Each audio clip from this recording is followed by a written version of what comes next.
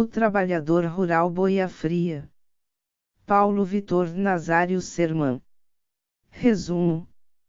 O presente trabalho visa refletir sobre o reconhecimento do trabalhador rural boia fria no direito previdenciário, para então ter acesso a uma efetiva cobertura previdenciária.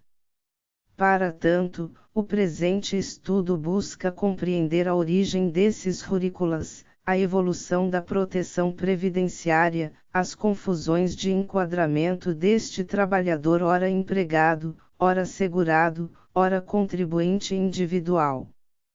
Traz à baila as reflexões do Poder Judiciário, STJ, TRF, TNU, Justiça do Trabalho, e da Administração Pública, Ministério da Previdência Social e INSS, no reconhecimento do labor campesino dessa categoria.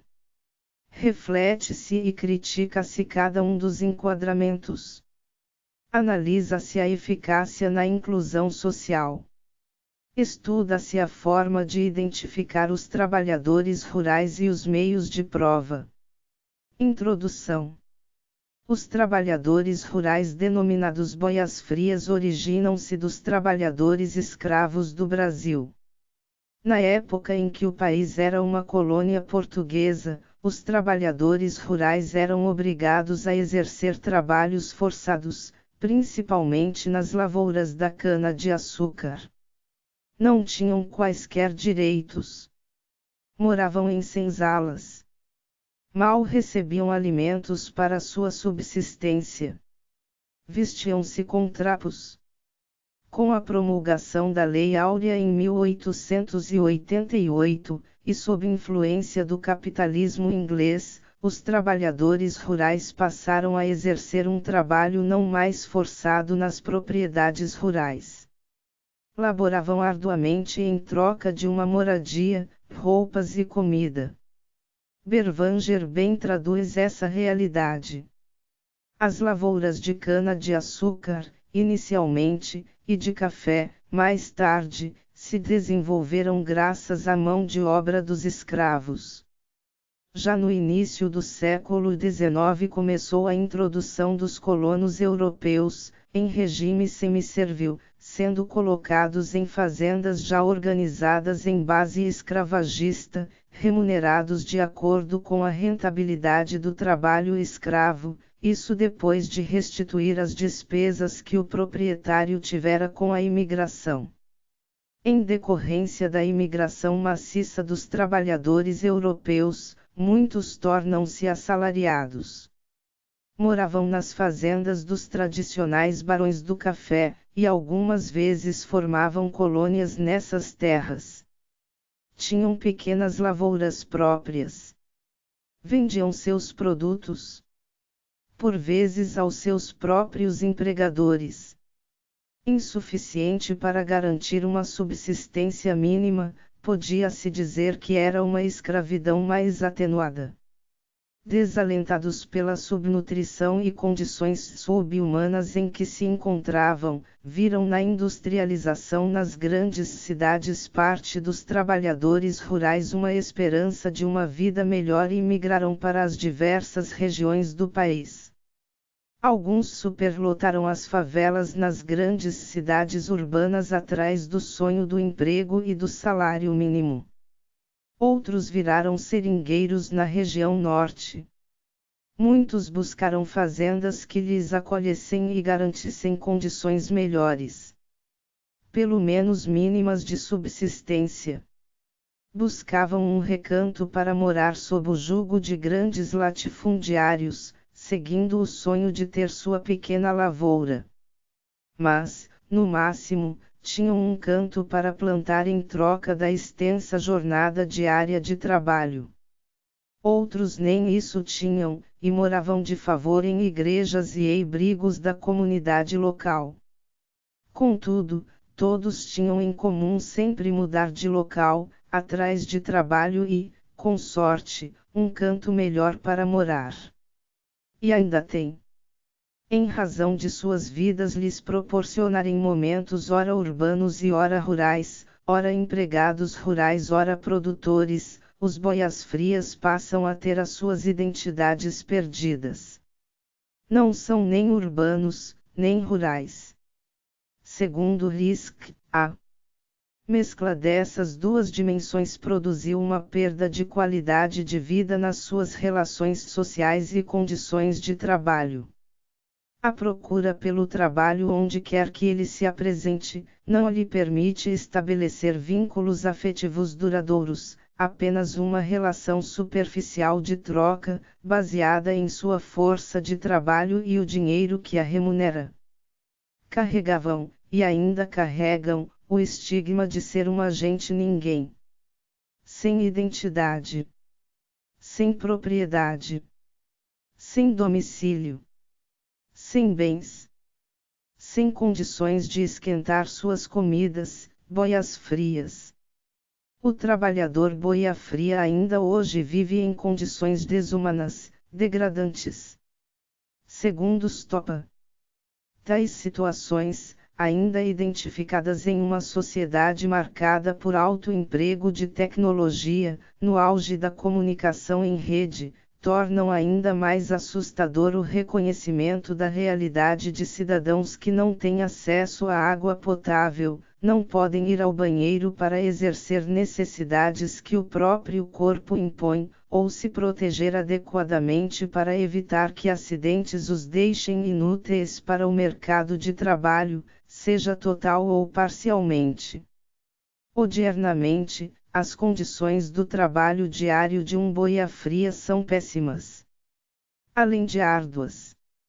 Segundo Stopa, a rotina de quem trabalha no campo começa cedo, tendo em vista o tempo de deslocamento despendido até a lavoura, que fica localizada na zona rural. Por dia, um trabalhador chega a cortar 10, 12 ou mais toneladas de cana. A forma de pagamento é por produtividade, transferindo em parte para o empregado a responsabilidade quanto ao valor do salário que irá receber ao final do mês, ainda que previsto por lei pagamento nunca inferior ao mínimo. As tarefas executadas no corte da cana-de-açúcar são essencialmente desgastantes. O empregado realiza movimentos repetitivos e em local a céu aberto, sujeito, portanto, a elevadas temperaturas, atividade que a jurisprudência tem compreendido como insalubre. Devido ao fato do pagamento ser realizado por produção, os intervalos para descanso e alimentação são drasticamente reduzidos pelos próprios empregados que realizam o corte. Considerando o contexto social e a forma de trabalho em que os boias-frias se inserem, há grandes divergências jurisprudenciais para definir a categoria deste segurado na lei previdenciária. Para tanto, se faz necessário aprofundar sobre a origem e definição dos tipos de trabalhadores rurais protegidos pela Previdência Social. As definições dos trabalhadores rurais no direito previdenciário. Em que pese existir proteção social aos trabalhadores urbanos desde a Lei Eloy Chaves de 1923, nenhuma proteção previdenciária havia aos rurais em boa parte da história brasileira. Segundo a boa doutrina de Berwanger, em 1963 tratou-se da primeira norma a incluir os trabalhadores rurais no sistema previdenciário. Criava-se o Estatuto do Trabalhador Rural pela Lei nº 42141963. Este estatuto também foi pioneiro na definição do trabalhador rural, descrevendo-o, em seu art. 2º, como toda pessoa física que presta serviços a empregador rural, em propriedade rural ou prédio rústico, mediante salário pago em dinheiro ou in natura, ou parte in natura e parte em dinheiro. Normatizou-se, então, que o trabalhador rural seria caracterizado conforme a natureza do trabalho do seu empregador.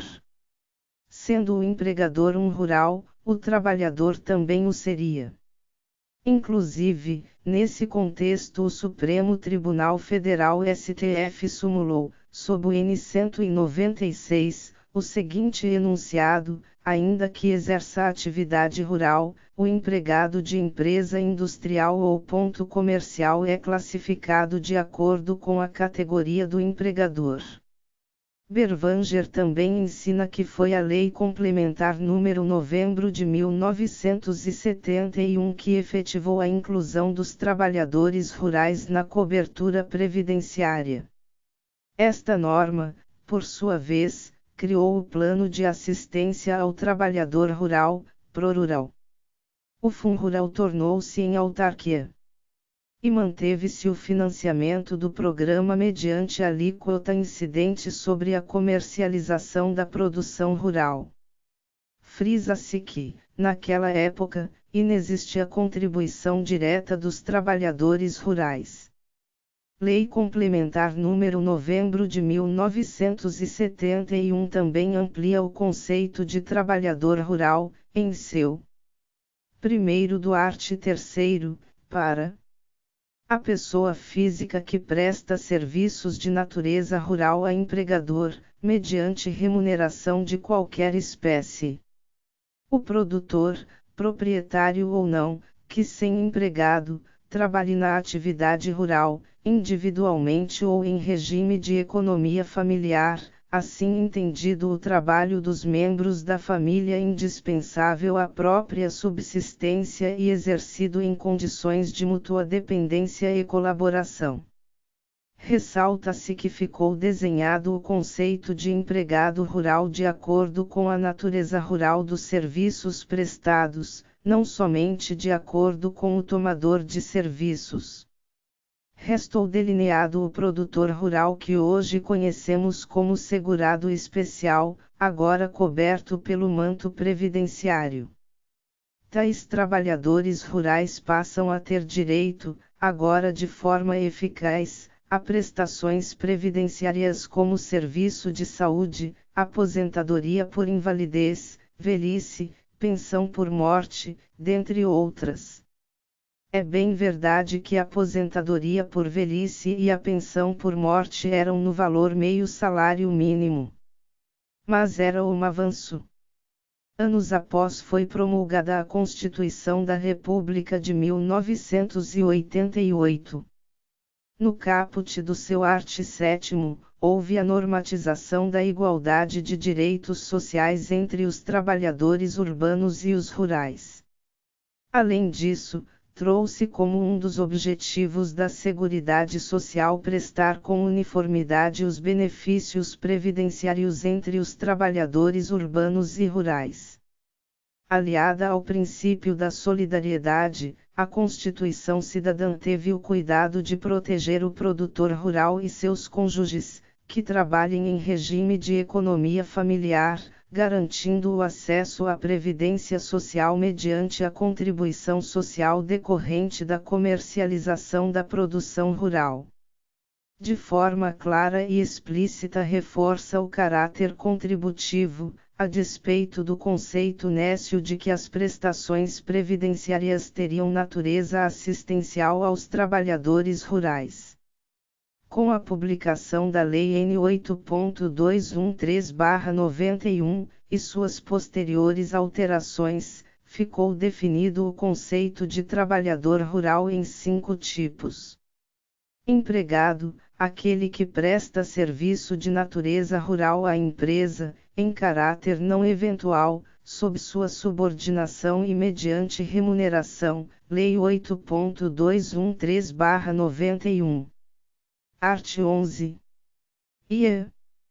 Contribuinte individual eventual, aquele que presta serviço de natureza rural, em caráter eventual, a uma ou mais empresas, agropecuária, pessoas físicas, etc., sem relação de emprego, Lei 8.213/91. Art. 11. VG. Segurado especial, sendo a pessoa que, individualmente ou em regime de economia familiar, na condição de pequeno produtor ou pescador profissional e ainda seu cônjuge ou companheiro, bem como filhos maiores de 16 anos de idade que trabalhem com o grupo familiar respectivo, Lei 8.213/91. Art. 11.7.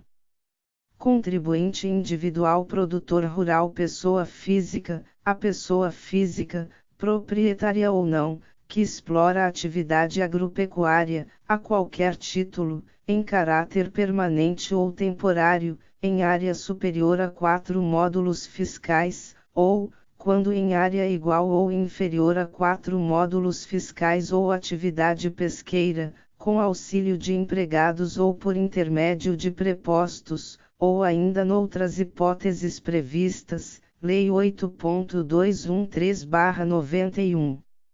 Art. 11. V.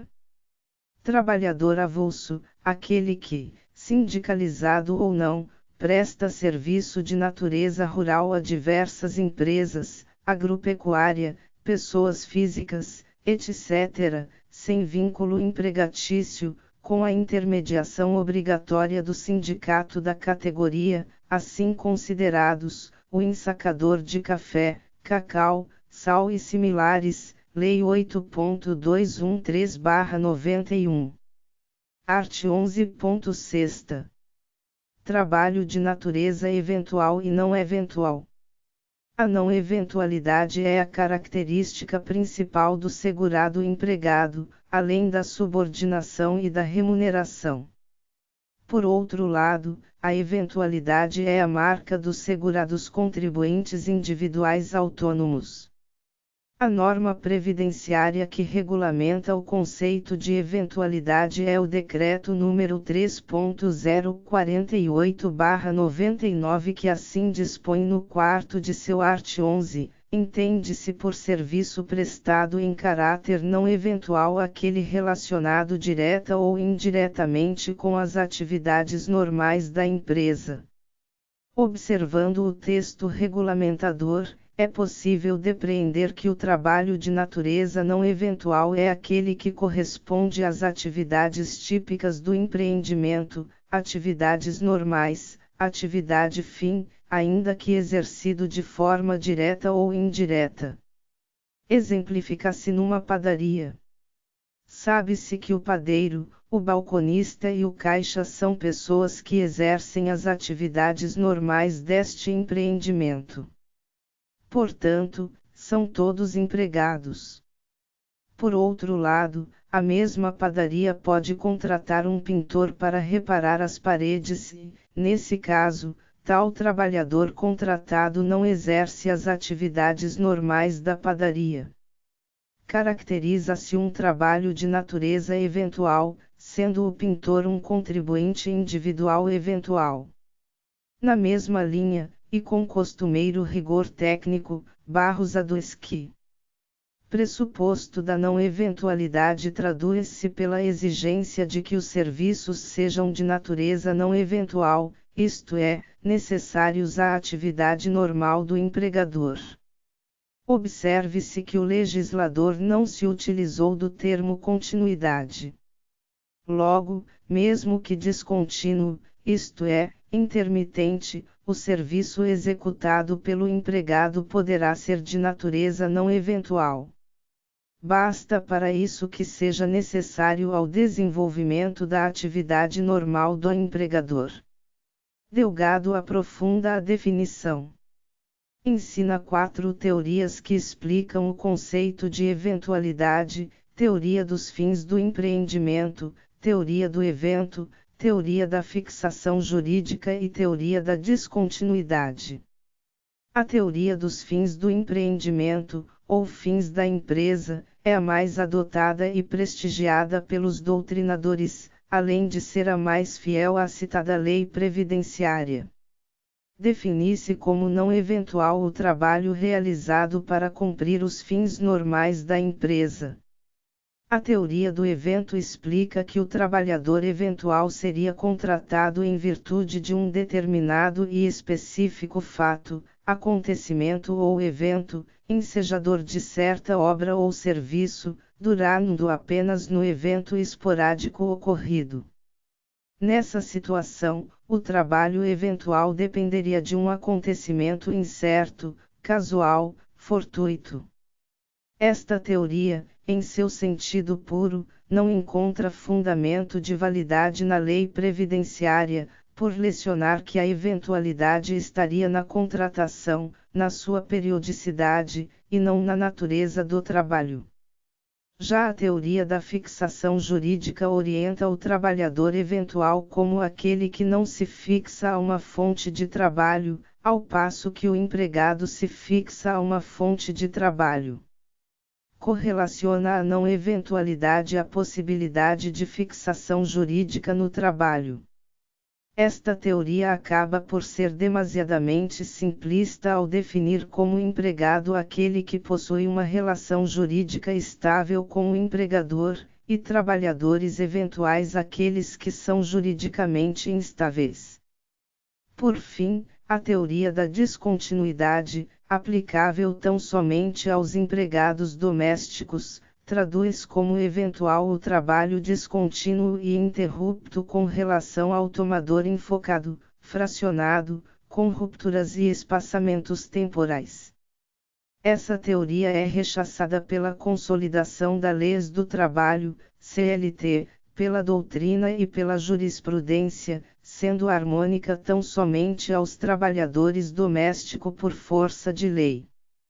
É inaplicável no direito previdenciário aos boias-frias. Após observar as teorias que conceitam a eventualidade, fica notório que a teoria dos fins do empreendimento é a que cumpre fielmente o texto do Regulamento da Previdência Social e da Lei 8.213/91. O enquadramento do trabalhador boia-fria no regime geral da Previdência Social. Com o teor da legislação previdenciária atual, é possível definir a categoria do segurado de acordo com a natureza do trabalho exercido, não eventual ou eventual, conjuntamente com a sua forma, individualmente ou regime de economia familiar, e, quando houver, com o tipo do empregador, empregador rural. E assim chegar à conclusão se o rurícola é um empregado, trabalhador avulso, contribuinte individual eventual, contribuinte individual produtor rural pessoa física ou segurado especial.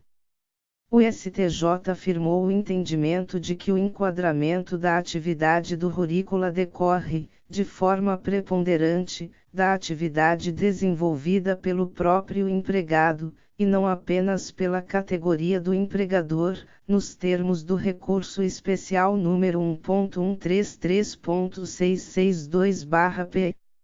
A Corte Especial não dispensa a análise da atividade econômica da empresa, mas fixa a preponderância da atividade do empregado. De forma mais fechada, a TNU firmou a tese de tema número 115 de que não é ramo de exploração de atividade econômica do empregador que define a natureza do trabalho desempenhado pelo empregado, se rural ou urbano, para fins de concessão do benefício previdenciário de aposentadoria. Equivocou-se a Colenda TNU na decisão que ensejou a referida tese, processo N2009.39.00.701490-8.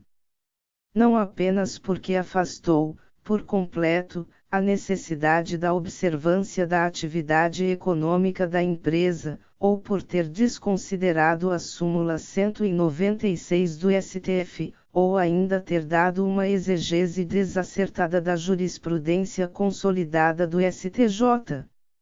Mas por ignorar o conceito de eventualidade. Dada a complexidade da atividade rurícola, entende-se não ser possível atribuir a condição de segurado com apenas a natureza do trabalho, ou sua forma, ou ainda o tipo de empregador ou tomador de serviço. É necessária uma visão ampla do labor campesino, de todos seus elementos. Não se considera a possibilidade de enquadrar como contribuinte individual produtor rural pessoa física em razão deles não serem latifundiários, ou explorarem mão de obra permanente. Também se rechaça a possibilidade de serem trabalhadores avulsos, pois inexiste o trabalho intermediado por órgão gestor de mão de obra, regulado pela Lei dos Portos, ou por sindicato da categoria. Estudaremos o possível enquadramento como segurado empregado, segurado especial e contribuinte individual eventual, os quais são as possíveis e são reconhecidas pelo Poder Judiciário e Administração Pública Federal. Como segurado empregado. Normatiza a Lei 8.213/91. Art. 11. São segurados obrigatórios da Previdência Social as seguintes pessoas físicas, e, como empregado: aquele que presta serviço de natureza urbana ou rural à empresa, em caráter não eventual, sob sua subordinação e mediante remuneração, inclusive como diretor empregado. Observando o texto legal, um trabalhador rural que preste seus serviços a um produtor rural pessoa física, cuja finalidade do empreendimento seja a produção e venda dos produtos rurais, caráter não eventual, deve ser reconhecido pela Previdência Social como empregado. Com relação aos trabalhadores temporários, regulamenta a Lei N. 5.889/73. Art. 14. O produtor rural pessoa física poderá realizar contratação de trabalhador rural por pequeno prazo para o exercício de atividades de natureza temporária. Primeiro, a contratação de trabalhador rural por pequeno prazo que, dentro do período de um ano, superar 2 meses fica convertida em contrato de trabalho por prazo indeterminado, observando-se os termos da legislação aplicável. O Decreto 3.048/99 vincula o seguinte entendimento junto à administração pública. Art. 9. São segurados obrigatórios da Previdência Social as seguintes pessoas físicas, e, como empregado: r. O trabalhador rural contratado por produtor rural pessoa física, na forma do art. 14A da Lei nº 5.889, de 8 de junho de 1973, para o exercício de atividades de natureza temporária por prazo não superior a 2 meses dentro do período de um ano. Desse modo, ainda que o contrato de trabalho seja por uma semana ou um mês, a um produtor rural pessoa física, trata-se de segurado empregado. O boia fria enquadra-se perfeitamente neste dispositivo normativo.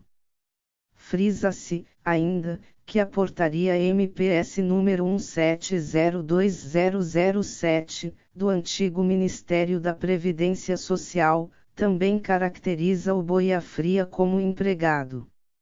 Art. 13. Os trabalhadores rurais denominados safristas, volantes, eventuais, temporários ou boias frias, caracterizados como empregados, deverão apresentar os documentos referidos nos arts. 1º e 2º, quando forem requeridos benefícios, exceto aposentadoria por idade, observado o disposto no art. 19 do Regulamento da Previdência Social.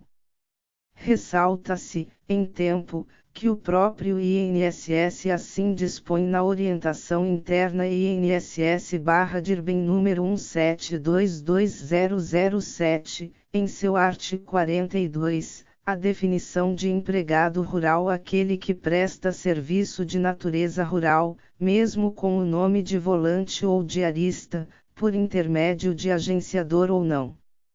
Sendo reconhecido boia fria como segurado empregado, devem ser presumidos os recolhimentos para efeito de carência e tempo de contribuição, tendo acesso a praticamente todas as prestações previdenciárias, como bem explicita Berwanger.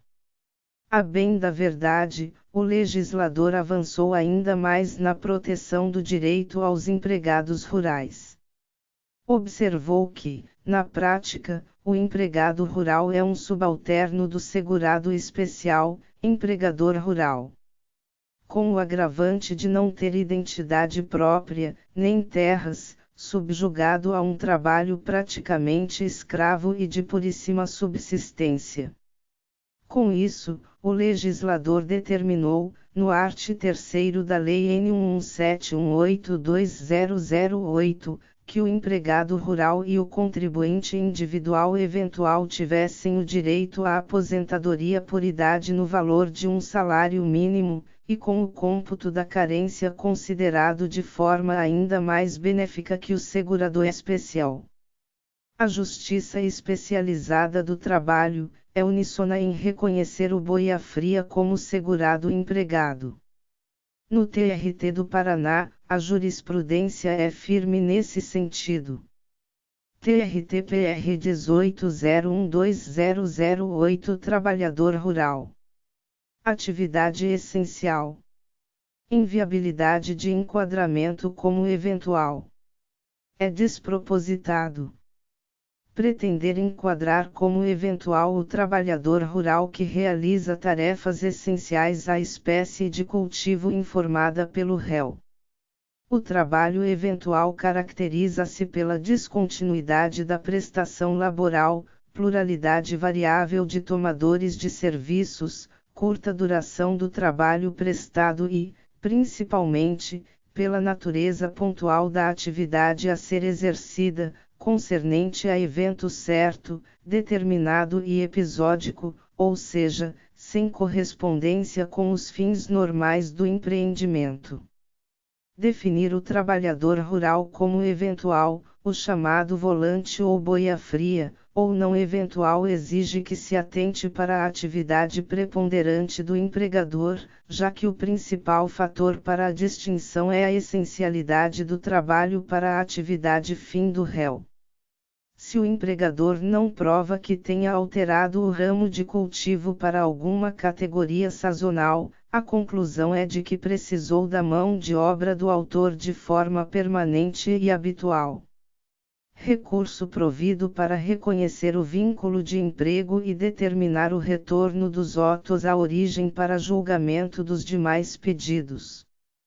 TRT-PR 006720060325ACO0089020008, 2A. Turma Relator, Marlene T. Fuverk Sugimatsu publicado no DJPR em 18012008. A orientação jurisprudencial 419 do Tribunal Superior do Trabalho TST reconhece o trabalhador rural boia-fria como empregado, desde que trabalhe para um empregador rural. Segundo este Tribunal Superior, sendo rurícola a atividade preponderante do empreendimento. Vejamos. OJ 419. Enquadramento. Empregado que exerce atividade em empresa agroindustrial. Definição pela atividade preponderante da empresa. Divulgado em 28 e 29 de junho de 2012 e 2 de julho de 2012, considera-se rurícola empregado que, a despeito da atividade exercida, presta serviços a empregador agroindustrial, art. 3º, da Lei nº 5.889, de 8 de junho de 1973, visto que, neste caso, é a atividade preponderante da empresa que determina o enquadramento. Já na Justiça Federal, há divergências de entendimentos. Alguns tribunais entendem o boia-fria como um segurado especial, outros como empregado. No Tribunal Regional Federal da Terceira Região é possível encontrar o reconhecimento do boia-fria como empregado previdenciário, processo civil, aposentadoria rural por idade, remessa oficial tida por interposta, decadência, comprovação dos requisitos, honorários advocatícios, implantação imediata do benefício. Terceira, em face do caráter protetivo social de que se reveste a Previdência Social, não se pode exigir do trabalhador campesino o recolhimento de contribuições previdenciárias, quando é de notório conhecimento a informalidade em que suas atividades são desenvolvidas, cumprindo aqui dizer que dentro dessa informalidade se verifica uma pseudo-subordinação, uma vez que a contratação acontece ou diretamente pelo produtor rural ou pelos chamados gatos, seria retirar deste qualquer possibilidade de auferir o benefício conferido em razão do implemento do requisito etário e do cumprimento da carência. Ademais disso, o trabalhador designado boia-fria deve ser equiparado ao empregado rural, uma vez que enquadrá-lo na condição de contribuinte individual seria imputar-lhe a responsabilidade contributiva conferida aos empregadores, os quais são responsáveis pelo recolhimento das contribuições daqueles que lhe prestam serviços. AP 00374191520174039999, juíza convocada Silvia de Castro, TRF3, 10ª turma, IDJF3 Judicial 1 data 28/02/2018 fonte _República 2. Delgado suscita que, no Brasil odierno, prevalece o conceito de empregado rural aquele vinculado à atividade econômica do empregador rural. Funda-se nas citadas súmulas 196 do STJ e OJ 419 do TST. Sendo a atividade fim do contrato uma produção rurícola, será o obreiro um empregado. Em resumo, constata-se que o boia-fria, quando trabalhar de forma subordinada, mediante remuneração e, principalmente, de caráter não eventual, exercendo as atividades normais do empregador rural, deve ser reconhecido como empregado rural. Assim ter presumidos os recolhimentos mensais para fins de carência e o pagamento das prestações previdenciárias. Como segurador especial. É bem provável que o trabalhador rural boia-fria tenha o seu rancho e uma pequeníssima lavoura para garantir sua subsistência. A Justiça Federal, na maioria de seus tribunais e TNU, e o STJ têm entendido que o trabalhador rural boia-fria é equiparado ao segurado especial. Vejamos o entendimento do STJ. Processual Civil. Previdenciário. Recurso especial.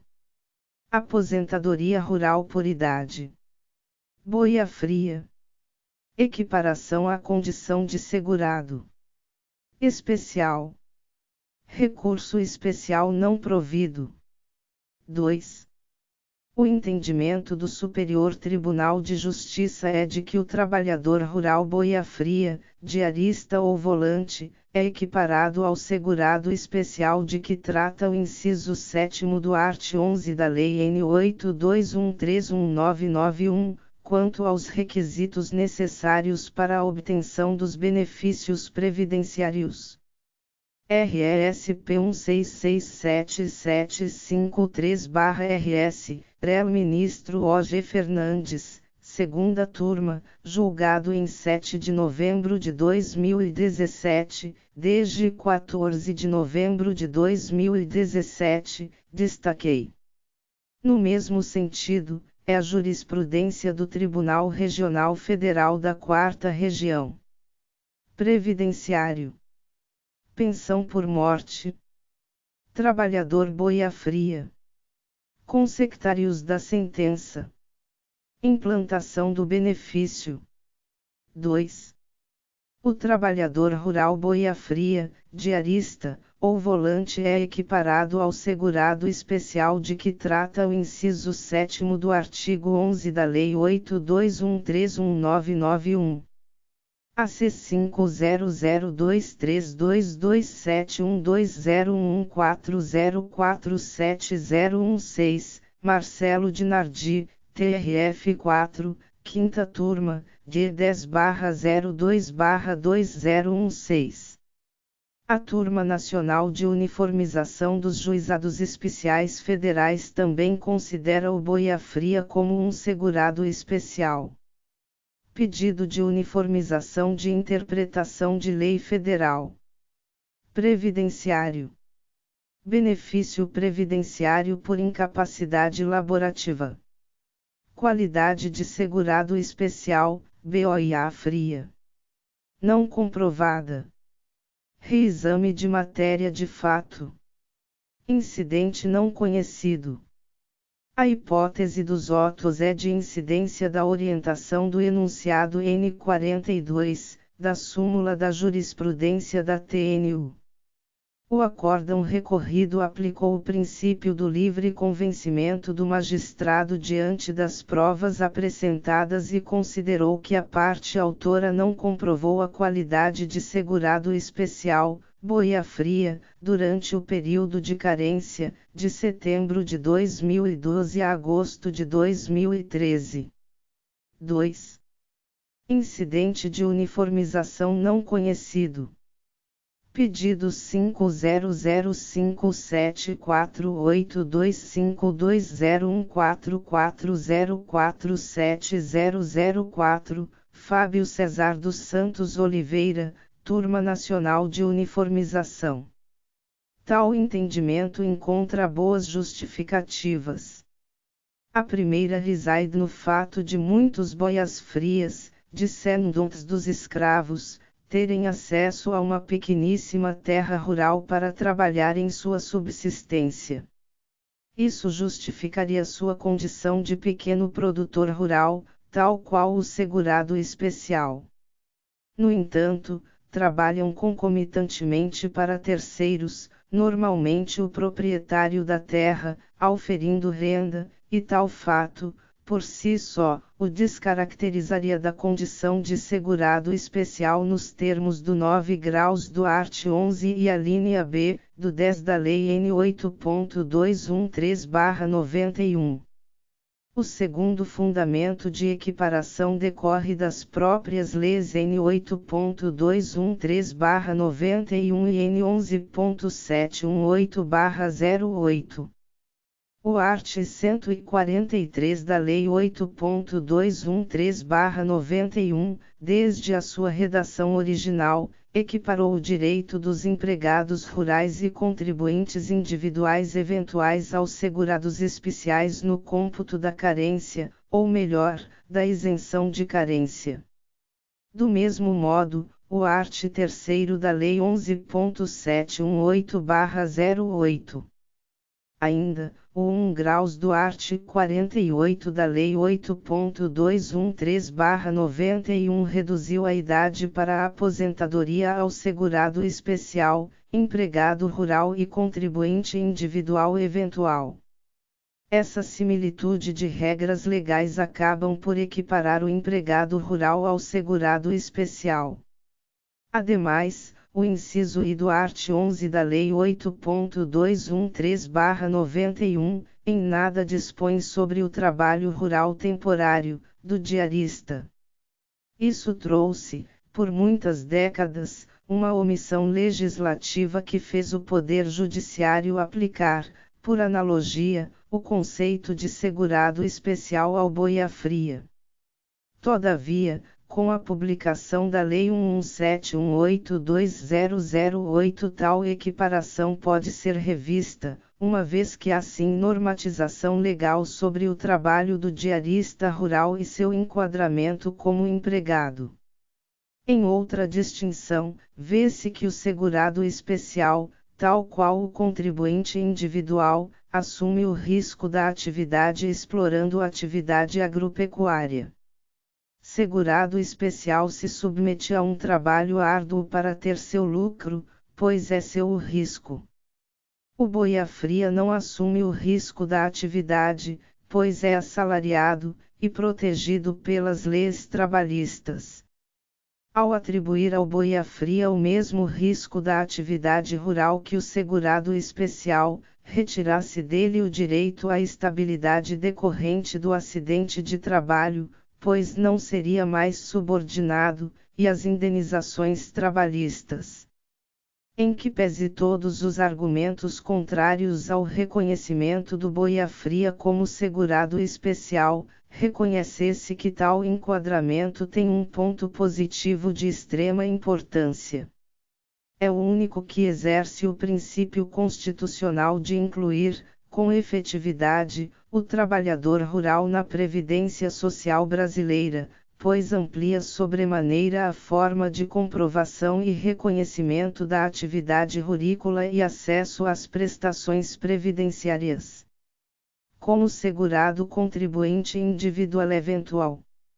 O contribuinte individual eventual, como dito alhures, é o trabalhador rural que presta serviço para diversas empresas em caráter eventual, ou seja, seu labor não é atividade normal daquele empreendimento.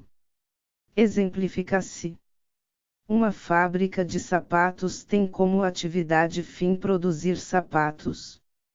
No entanto, no terreno de propriedade desta empresa há um grande campo não aproveitado.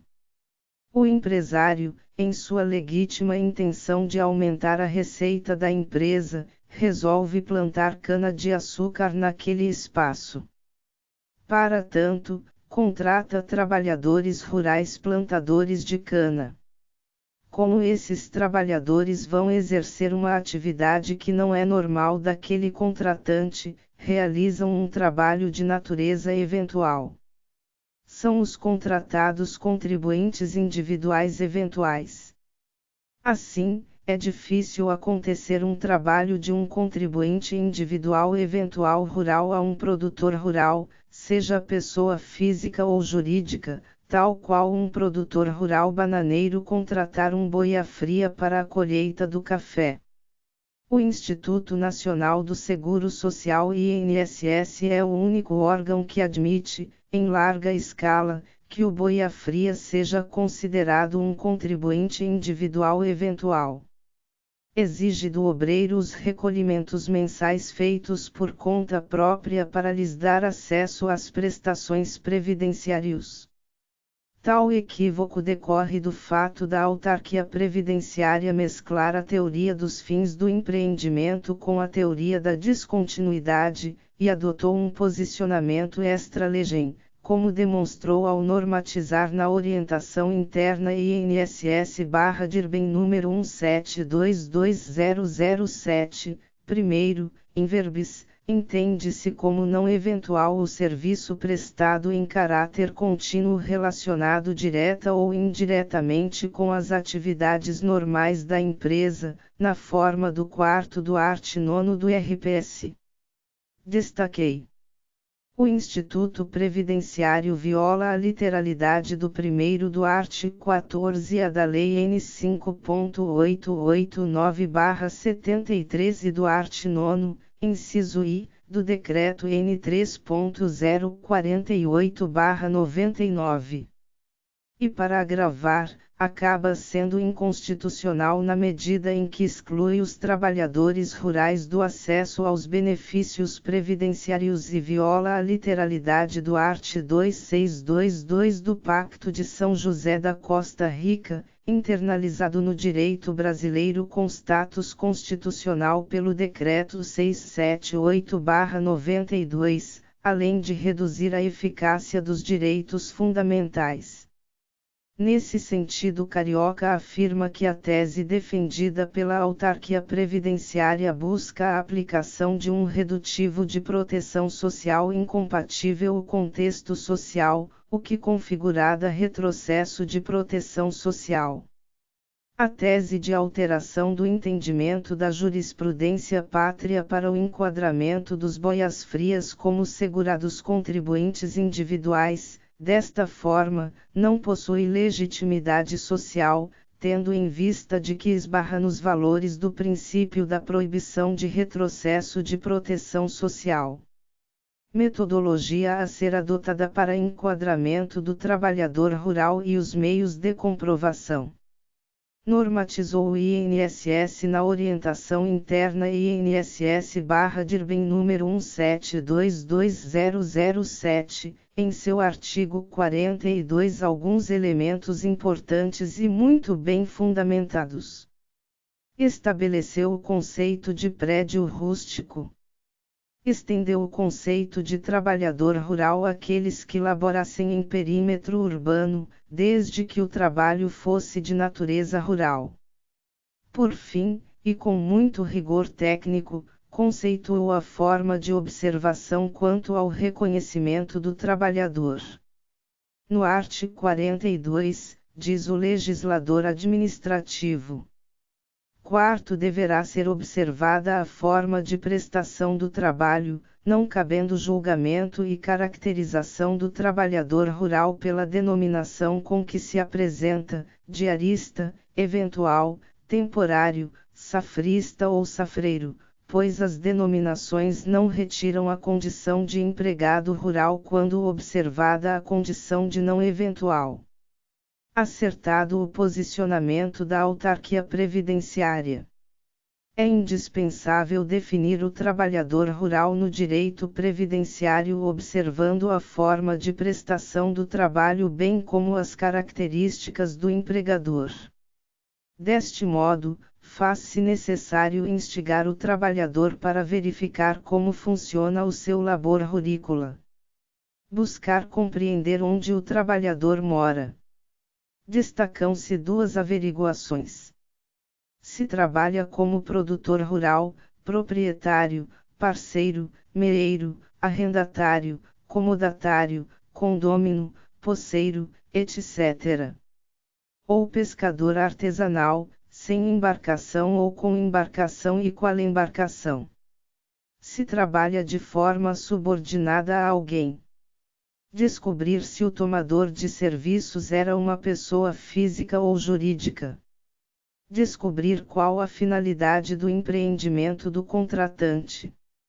Se havia intermediação de sindicato, órgão gestor de mão de obra, OGMO, agenciadores de mão de obra.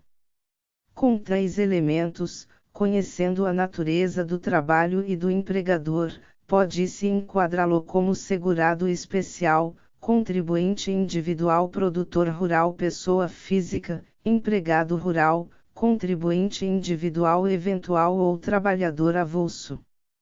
Após vencer esta etapa reconhecendo e enquadrando o trabalhador rural em uma das categorias de segurados, faz-se necessário provar a sua condição. Comprovação na categoria de empregado. No caso do boia-fria enquadrado como empregado, a prova ocorre por dois meios. O primeiro é a inscrição do Cadastro Nacional de Informações Sociais CNIS alimentado por meio da Guia de Recolhimento do Fundo de Garantia e Informações à Previdência GFIP, nos termos do art. 32-C da Lei 8.212/91. Segundo é pelo contrato de trabalho ou anotação na Carteira de Trabalho e Previdência Social, CTPS. Nesse sentido, ensina Berwanger. O contrato individual de trabalho é formalizado entre empregado e empregador, estabelecendo as regras específicas, não estipuladas em lei. Reveste-se de importância quando se trata de caracterizar como rural um vínculo reconhecido. A Carteira de Trabalho e Previdência Social, além de comprovar o vínculo, contém a função do empregado, mas às vezes a descrição é genérica, não sendo suficiente para concluir tratar-se de atividade agrícola. No primeiro caso, há grande obstáculo em razão da informalidade existente no meio rural, mesmo com sua obrigatoriedade imposta pela Lei N 11.718/08. Inclusive, o governo reconheceu a dificuldade conforme pode-se observar nas razões existentes na exposição de motivos da medida provisória 410/07 convertida na Lei 11.718/08, cuja leitura muito se recomenda. Os produtores rurais também, talvez por desconhecimento, não assinam um contrato de trabalho com seus assalariados. Muito menos fazem registros nas carteiras de trabalho. Promovem a informalidade, talvez por medo de pagar indenizações e verbas trabalhistas. Nesse sentido, RISC. Há dificuldades para se promover o registro de empregados do setor de cana-de-açúcar, vinculados à cooperativa agroindustrial, uma vez o proprietário rural teria que registrar eventualmente um número muito grande de trabalhadores no plantio ou no período de corte, para trabalhar às vezes apenas um dia, uma manhã, uma semana ou pouco mais do que isto. Para o cooperado, pequeno proprietário, dono da gleba ou proprietário independente, se tornaria inviável proceder ao registro de uma grande quantidade de trabalhadores por períodos tão curtos. Mesmo os grandes proprietários empregam esses trabalhadores por períodos de 10 a 20 dias, o que também não incentiva a formalização dos seus registros. Há dificuldades de toda ordem: registros, anotações em CTPS, recibos de pagamentos e controles de jornada, formalização das rescisões, etc. Inexistindo GFIP ou CTPS, fica muito difícil provar documentalmente o empregado rural em razão da informalidade do trabalho. Para agravar, a lei previdenciária veda a prova exclusivamente testemunhal, redação esta que vincula toda a administração pública federal. O Superior Tribunal de Justiça, órgão constitucionalmente responsável para verificar qualquer contrariedade à lei federal, entendeu pela imprescindibilidade de início de prova material conforme entendimento encontrado na súmula 149 e 577, além do repetitivo 554. Inclusive ao trabalhador boia fria, a despeito do labor informal e subalterno ao segurado especial, produtor rural, a Corte Especial entende necessidade de início prova material, mesmo que não abranja todo o período laborado, e corroborada por prova testemunhal que lhe amplie a magnitude, como se vê. Previdenciário. Início de prova material. Acórdão recorrido em consonância com a jurisprudência desta Corte.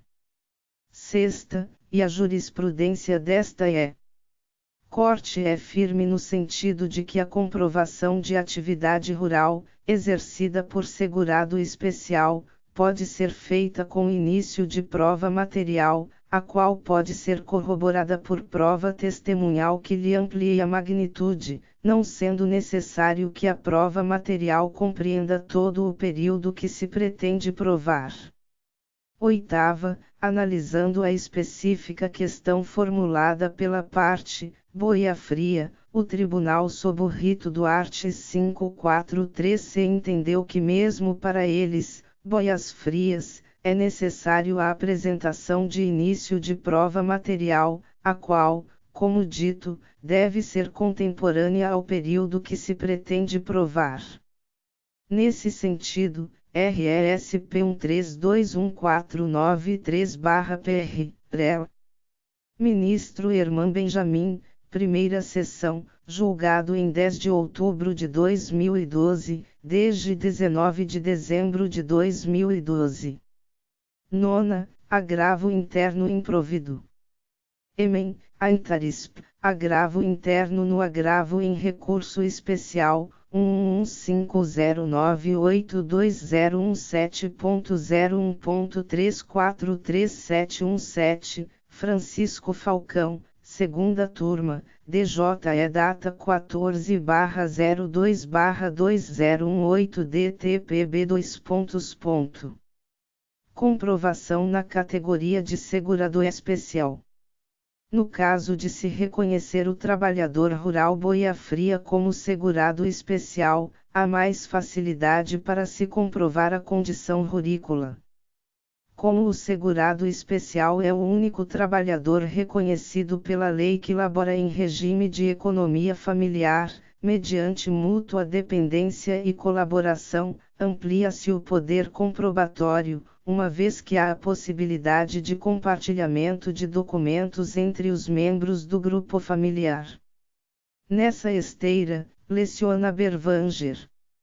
A atividade rural pode ser exercida individualmente, mas, se for exercida em regime de economia familiar, a normatização, a doutrina e a jurisprudência admitem que sejam utilizados pelos demais membros do grupo familiar os documentos que constam em nome de um deles.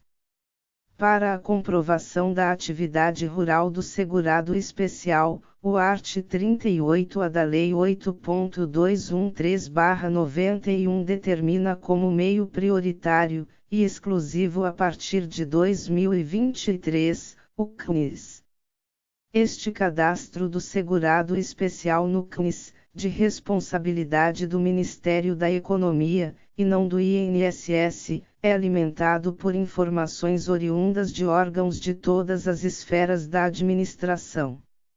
Tal raciocínio se fundamenta no fato de que o segurado especial já comprovou, durante sua vida laboral, sua condição de pequeno produtor rural em órgãos públicos diversos do INSS. Verifica-se ao conseguir autorização do Estado para emitir nota de produtor rural, ou um financiamento junto ao Programa Nacional de Fortalecimento da Agricultura Familiar PRONAF.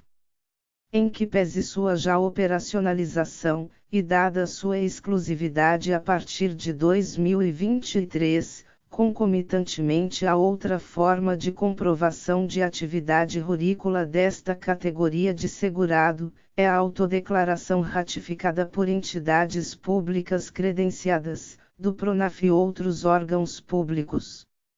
De acordo com o ofício circular número 25/DIRBEM/INSS, de 16 de maio de 2019, que regulamenta no âmbito do INSS o procedimento, basta o segurado especial preencher e assinar, em todas as folhas, a declaração do trabalhador rural ou declaração do pescador artesanal disponível no portal do INSS e apresentar no requerimento da prestação.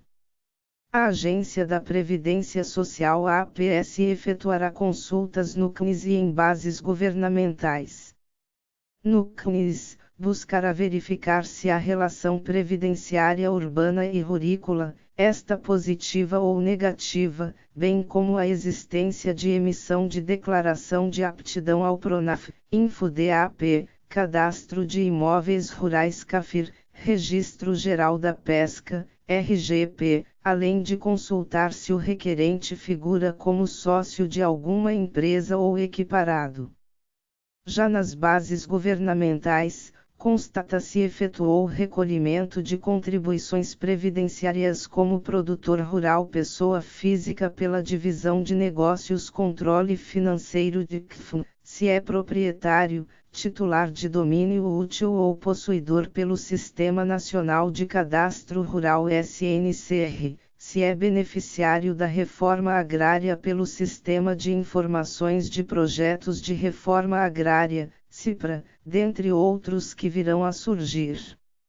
Existindo dados intercalados nessas bases, comprovada está a condição de segurado especial em todo o período declarado.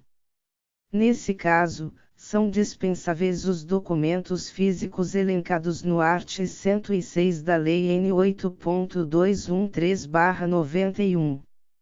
Por outro lado, Se não houver informações no CNIS ou nas bases governamentais, a autodeclaração poderá ser ratificada mediante a apresentação de pelo menos um dos documentos elencados no art. 106 da Lei 8.213/91, artigos 47 ou 54 da Instrução Normativa INSS/PRIS número 77/2015. No caso da aposentadoria por idade, exige-se pelo menos 2 documentos, sendo um para cada metade do período de carência exigido. Os documentos elencados no art. 106 da Lei 8.213/91, que um dia foram interpretados como provas plenas, são exigíveis do segurado quando houver divergência de informações entre as bases de dados das entidades públicas credenciadas, ou inexistência.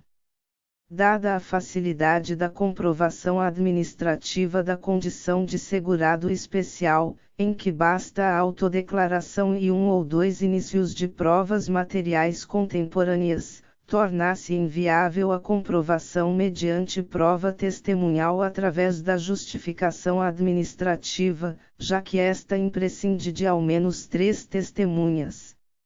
Se o segurado optar pela comprovação judicial, precisará de início de prova material, e robusta prova testemunhal, com consonância com a súmula 577 do STJ. Comprovação na categoria de contribuinte individual eventual. Para comprovar o boia-fria na condição de contribuinte individual eventual não há muita discussão. Basta o trabalhador acessar o portal eletrônico do INSS e declarar a sua atividade, efetivando sua inscrição no CNIS, nos termos do inciso 2º do art. 21 da Instrução Normativa INSS/PRIS número 77/2015. Ou, caso não tenha a atividade cadastrada, considera-se a partir do primeiro recolhimento em dia, conforme inciso I do art. 30 da mesma norma. Na hipótese do contratado trabalhar por conta própria, está obrigado a fazer os seus próprios recolhimentos previdenciários, consoante preceito do inciso 2º do art. 30 da Lei 8.212/91. A carência será computada a partir do primeiro recolhimento em dia. Como esses obreiros são extremamente hipossuficientes, tanto financeiramente quanto de conhecimento, na prática nenhum deles faz tal recolhimento. Inexistindo recolhimento, o período laborado não é considerado como tempo de contribuição ou carência. Já na possibilidade do contribuinte individual eventual prestar seu trabalho à empresa, ou equiparados, deve haver a presunção dos recolhimentos previdenciários, por imposição do 4º do art. 26 Decreto 3.048/99. Justificar-se em razão da competência para o recolhimento ser da empresa contratante conforme art. 4º da Lei 10.666/03. Todavia, essa presunção cai por terra quando a empresa tomadora for um contribuinte individual produtor rural ou um segurado especial, o que é a realidade dos contratados boias-frias. Nesse caso, a competência para o recolhimento passa a ser do trabalhador e não do tomador de serviço, consoante 3º do art. 4º do mesmo diploma legal. A rigor, para a comprovação desta atividade de períodos pretéritos, bastaria o contrato de prestação de serviços. Mas de nada valeria sem os efetivos recolhimentos. Conclusões. Os trabalhadores boias-frias constituem a camada mais frágil dos trabalhadores rurais. Em regra, não têm acesso à terra própria, trabalhando para terceiros, vendendo sua força de trabalho para a execução de etapas isoladas do ciclo de produção agrícola. Seu trabalho não se reveste de formalização. Sua atividade laborativa é exaustiva e desumana. Ganham muito pouco e têm extrema dificuldade de ter seus direitos previdenciários reconhecidos. São uma gente ninguém, sem identidade, de pouco estudo. Ainda que o legislador tenha configurado-os como empregados rurais, não se tem conseguido meios de comprová-los nessa condição dado o descaso e desconhecimento dos empregadores rurais em dar-lhes o contrato de trabalho, registrar na CTPS ou declarar a GFIP.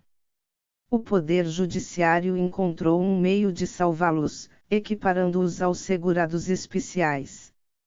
Mas ainda se encontram dificuldades na comprovação da atividade ante a proibição legal de prova exclusivamente testemunhal. Talvez seja hora do Congresso Nacional permitir, por meio de lei, o reconhecimento deste trabalhador rural com prova exclusivamente testemunhal. Ainda, aos gestores públicos, cabe se debruçarem nas normas vigentes e aplicar a lei atual como deve ser aplicada, ipsis literis, fiscalizando os empregadores rurais e normatizando corretamente aos órgãos da administração pública.